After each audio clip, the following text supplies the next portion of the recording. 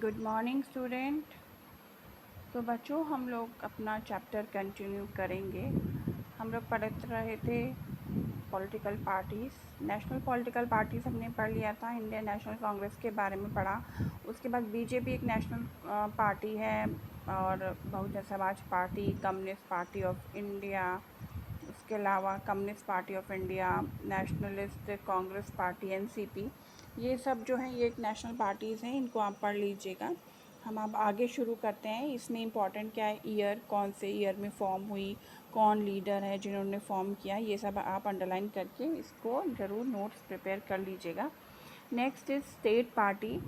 Other than these six parties, most of the major parties of the countries are classified by the election commission as state party. In six parties के अलावा जो हमारे बहुत सारी major parties हैं India की, जिन्हें election commission ने स्टेट पार्टीज़ का भी दर्जा दिया है।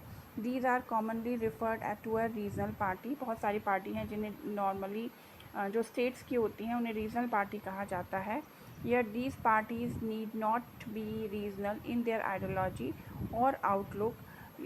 Some of these parties are all India party that happen to have succeeded only in some state.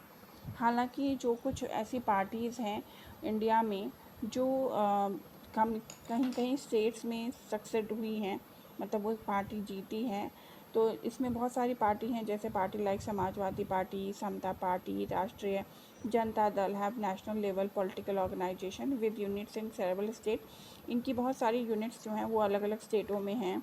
Some of these party like Biju Janata Dal, Sikkim democratic front and Mizo national fronts are consistence about their state identity. ये अपने states identity में काफ़ी मतलब famous हैं। ये इन्हें ये सब जो है इलेक्शन कमीशन के थ्रू ये भी रजिस्टर होती हैं। Over the last 3 decades the number and strength of this party has expanded. लगभग 3 डिकेड्स में अब तक से आज तक जो है इन पार्टीज़ की जो नंबर्स हैं और जो स्ट्रेंथ है वो बहुत एक्सपेंड हो चुकी हैं। This made the parliament of India politically more and more diverse. तो एक तरीके से यह हमारे इंडियन पार्लियामेंट को और भी ज़्यादा विभिन्न बनाता है, डाइवर्स बनाता है कि इतनी सारी रीजनल पार्टीज़ आती हैं पार्लियामेंट में। No one national party is able to secure on its own a majority in Lok Sabha.